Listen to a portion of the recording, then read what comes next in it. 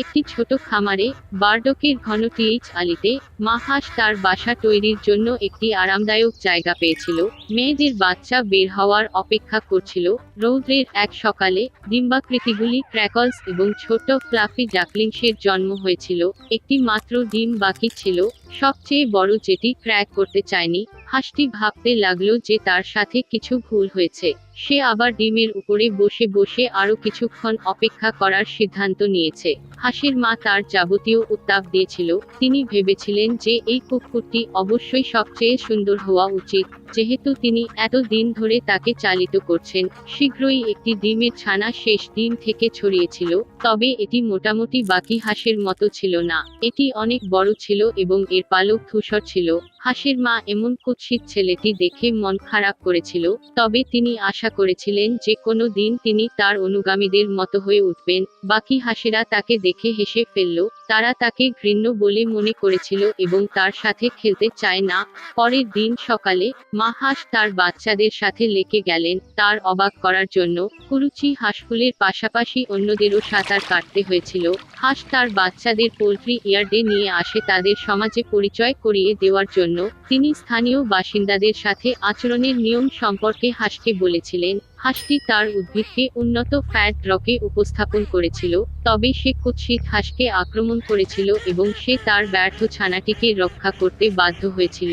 Fat রাকে আদেশ দিলেন ফ্রিকালটিকে yard থেকে বের করে দিতে। তার মা তাকে আশ্বস্ত করেছিলেন যে সে বড় হবে এবং অন্যান্য হাঁসের মতো হবে। লাঞ্ছনা এবং অপমান সহ্য করতে না পেরে, কুরুচি হাঁস ছেড়ে হাঁস মুরগির উঠোন ছেড়ে চলে গেল। সুরক্ষিত জায়গার সন্ধানে তিনি একটি সুন্দর হ্রদ পেরিয়ে এলেন, যার উপরে কেউ নেই, এবং হাঁসগুলো এখানে বেঁচে থাকার সিদ্ধান্ত নিয়েছে। সময় কেটে গেছে, তার একাকিত্ব সত্ত্বেও, কুৎসিত হাঁসগুলি খুশি হয়েছিল যে কেউই তাকে আঘাত করে না। এবং তারপরে একদিন লম্বা গলায় একটি সুন্দর সাদা পাখি উড়ে গেল তার হ্রদে। কুরুচি হাঁসটি জানত না যে এটি কি ধরনের পাখি, তবে তিনি প্রশংসার সাথে এটি তাকালেন। তিনি তাকে হৃদয় দিয়ে ভালোবাসতেন। এই সুন্দর সাদা পাখির মতো দেখতে কেমন হাঁসফাঁস। শীত এসেছিল এবং তুষারপাত শুরু হয়েছিল। কুরুচি হাঁসটি প্রথমবারের মতো সাদা তুষার দেখেছিল। এই দৃষ্টিতে তিনি আনন্দিত হয়েছিলেন, তবে শীতটি খুব তুষারময় ছিল বলে হাঁসের পক্ষে খাবার খুঁজে পাওয়া খুব কঠিন ছিল। খাবারের সন্ধানে তাকে পাড়া হতে হয়েছিল। তিনি ঠান্ডা এবং ক্লান্ত ছিল।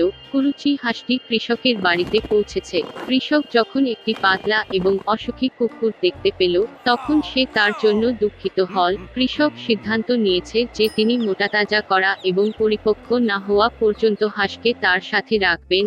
বসন্ত এসেছে। মালিক কুকুরটির ভালো যত্ন নিয়েছিল এবং সে অনেক বেড়েছে। হাঁসকে আগে থেকেই প্রচুর জায়গার প্রয়োজন হয়েছিল, এবং কৃষক তাকে হ্রদে ছেড়ে দেওয়ার সিদ্ধান্ত নিয়েছিল। হ্রদের তীরে দাঁড়িয়ে কুরুচি হাঁস জলে তার প্রতিবিম্বের দিকে তাকালো, এবং সে তার চোখকে বিশ্বাস করতে পারে না। সে নিজেকে চিনতে পারে না, এবং ভেবেছিল যে তার পিছনে অন্য কেউ রয়েছে। এবং তারপরে হাঁসটি বুঝতে পারল যে প্রতিবিম্বের অপূর্ব পাখিটি তিনি নিজেই। উদযাপন করার জন্য, তিনি ছিটকে পড়ে এবং সমস্ত হ্রদের উপরে, প্রান্ত থেকে প্রান্তে সাঁতার কাটেন, এবং হঠাৎ সে লম্বা গলায় একই সুন্দর সাদা পাখিটি দেখেছিল, যা সে আগে একবার দেখেছিল। কুরুচি হাঁসটি তার কাছাকাছি সাঁতার কাটানোর সিদ্ধান্ত নিয়েছে, তবে সুন্দর পাখিটি ভয় পেল না, বরং বিপরীতে, তিনি হাসলেন এবং মাতাল করলেন, এবং তারা একসাথে হ্রদের ওপারে সাঁতরে উঠলেন। কুরুচি হাঁসফাঁস তার সুখকে বিশ্বাস করতে পারল না। পাশ দিয়ে যাচ্ছিল। হ্রদের তীরে একটি চর্বিযুক্ত ড্রাগ বলেছিল যে তিনি তার জীবনে এত সুন্দর যুবক রাজহাঁস কখনো দেখেননি। তিনি যখন জানতে পারলেন যে পোল্ট্রি ইয়ার্ড থেকে তিনি একবার যে কুৎসিত হাঁসকে বের করে দিয়েছিলেন তা হান, দেখা যাচ্ছে যে কুরুচি হাঁসটি প্রথম থেকেই রাজহাঁস ছিল। একটি দিন দুর্ঘটনাক্রমে হাঁসের নেড়ে পড়েছিল, এবং যখন সুন্দরী যুবক রাজহাঁস ঘরে ফিরেছিল, তখন পোল্ট্রি ইয়ার্ডের প্রত্যেকে খুব লজ্জা পেয়েছিল যে তার উপস্থিতির কারণে তারা একবার তাকে অসন্তুষ্ট করেছিল।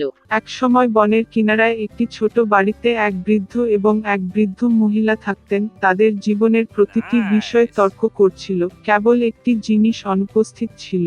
বৃদ্ধা এবং বৃদ্ধ মহিলার কোনো সন্তান নেই। একবার বৃদ্ধ লোকটি একটি ছোট্ট মানুষটির আকারে একটি জিঞ্জারব্রেড বেক করতে বলেছিল।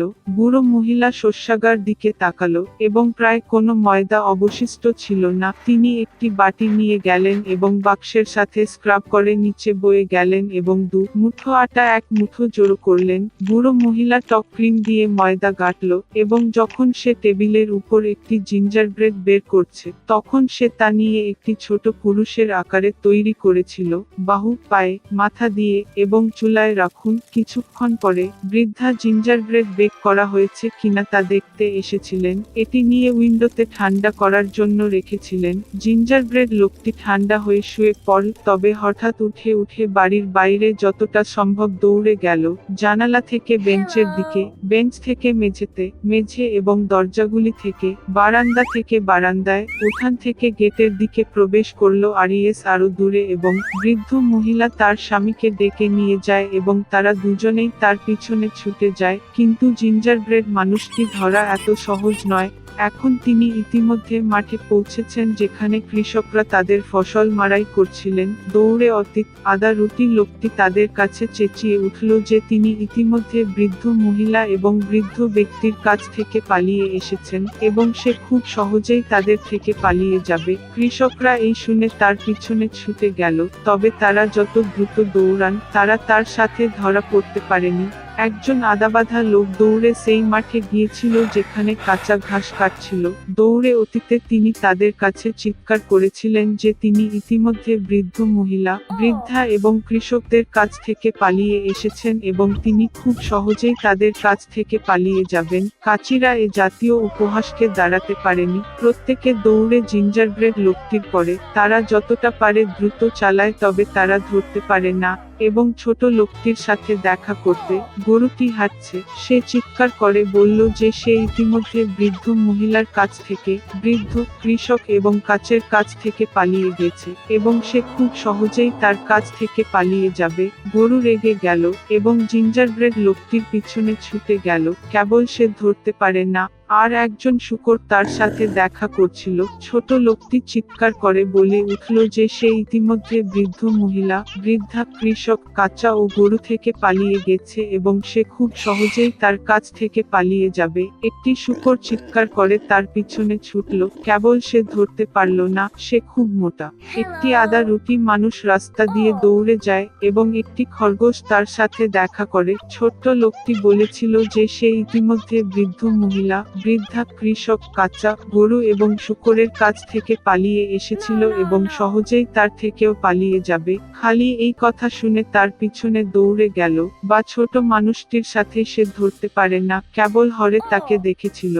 একটি জিঞ্জারব্রেড লোক ছুটে আসে এবং একটি নেকড়ে তার সাথে দেখা করে। আমি আপনাকে খাবো বলে, আর ছোট লোকটি উত্তর দিল যে সে ইতিমধ্যে বৃদ্ধ মহিলার কাছ থেকে, বৃদ্ধ কৃষক, কাঁচা গরু, শূকর এবং খড়ের কাছ থেকে পালিয়ে গিয়েছিল এবং সেও খুব সহজেই তার কাছ থেকে পালাতে পারত।